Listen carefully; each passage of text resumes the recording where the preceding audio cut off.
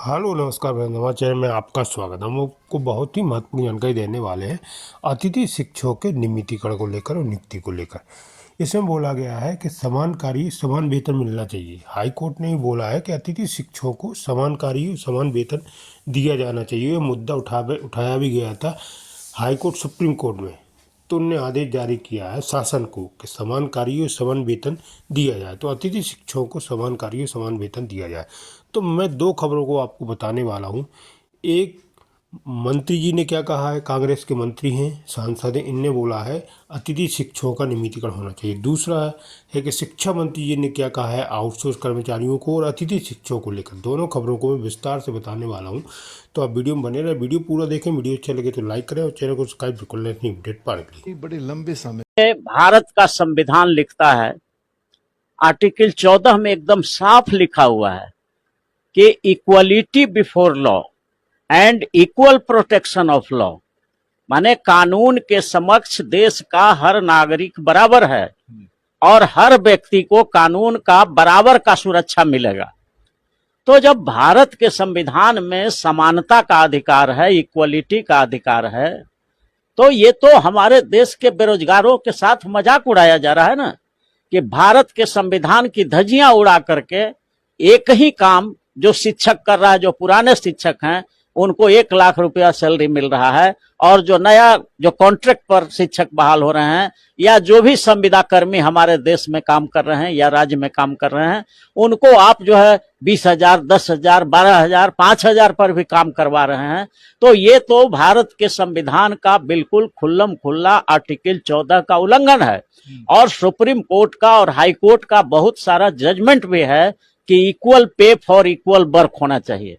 Equal work के लिए समान वेतन होना चाहिए। अगर आप काम वही ले रहे हैं तो समान वेतन मिलना चाहिए। ये सुप्रीम कोर्ट का दर्जनों फैसला भी है।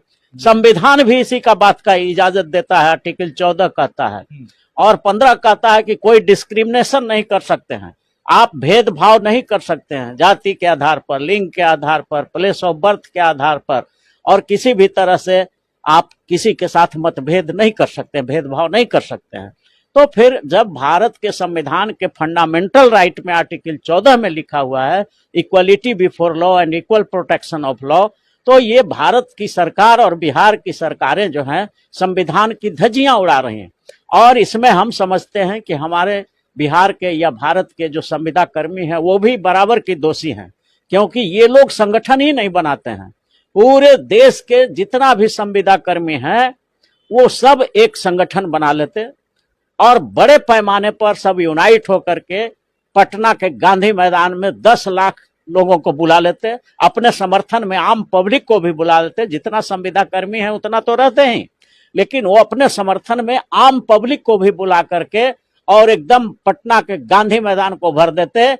और एक ही बात उठा देना था कि तुम संविधान के अनुसार देश को चलाना चाहते हो, राज्य का चलाना चाहते हो तो चलाओ, नहीं तो संविधान को नहीं मानोगे तो हम भी तुम्हारी सरकार को नहीं मानेंगे, तुमको आने वाले चुनाव में धूल चटाएंगे, एक भी सीट नहीं जीतने देंगे। जिस दिन 10 लाख आदमी गांधी मैदान में जुट जाता संविदा कर्मियों के नेतृत्व में, उसी दिन सरकार हिल जाती और equal pay for equal work हो जाता।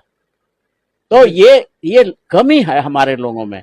हमारे देश के जो बच्चे हैं जो बेरोजगार हैं उनको 10,000 भी मिल जाता है, 5,000 में मिल जाता है तो उसी में संतोष कर लेते हैं और वो संविधान को पढ़ते नहीं हैं, संविधान को समझते नहीं हैं। सबसे जो बड़ी बात है जो मैं यहाँ के भारत के तमाम संविदा कर्मियों को, तमाम बेरोजगारों को बताना चाहता हूं कि भारत के संविधान में किसी भी आर्टिकल में, किसी भी अनुच्छेद में संविदा पर बहाली करने का कोई प्रोविजन नहीं है। अगर केंद्र सरकार का अटॉर्नी जनरल से मैं सवाल कर रहा हूं, केंद्र सरकार का जो हेड वकील होते हैं और बिहार सरकार के जो एडवोकेट जनरल होते हैं, वो जरा हमको बतलाएं।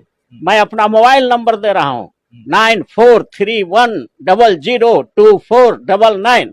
आप इस फोन पर हमको बताइए कि भारत के संविधान के किस अनुच्छेद में संविदा पर बहाली करने का अधिकार दिया गया है आपको, सरकार को? कहीं नहीं है। ये बिल्कुल असंवैधानिक काम हो रहा है और भारत की संविधान का खुल्लम खुल्ला धज्जी उड़ाया जा रहा है। देश के नौजवान बेरोजगारों का, गरीबों का खास करके खास करके जो गरीब लोग हैं, जो भूखों मरने की स्थिति में है, उनको जो है सरकार जो है उनका शोषण कर रही है, इकोनॉमिकल एक्सप्लॉयटेशन कर रही है, उनके बेरोजगारी के साथ भद्दा मजाक किया जा रहा है। इसलिए हम तमाम संविदा कर्मियों से अपील करते हैं, यह भारत के तमाम नौजवानों, बिहार के तमाम नौजवानों, आप एक संगठन बनाओ और संगठन बना करके जहां कहीं भी हमारी मदद की जरूरत हो, हम तुम्हें मदद करने के लिए तैयार हैं। और एक बड़ा संगठन बना करके एक बहुत बड़ा महासम्मेलन गांधी मैदान में उतारो कि सारे संविदा कर्मी को रेगुलर वेतन दिया जाए और नियमित किया जाए 60 साल तक, और उनको जो है जिस तरह से equal pay for equal work, जिस तरह से काम दूसरे लोग काम करते हैं तो जितना मिलता है रेगुलर को उतना ही हमारा वेतन भी होना चाहिए, और 60 साल पर रिटायरमेंट होना चाहिए, और रेगुलर सर्विस वाले को जो भी सुविधा मिलती है वो मिलना चाहिए, क्योंकि संविधान में equality before law and equal protection of law, संविधान के आर्टिकल 14 जो फंडामेंटल राइट है उसमें लिखा हुआ है। तो फिर इस संविधान के अनुसार हमें क्यों नहीं सब अधिकार दिया जाएगा।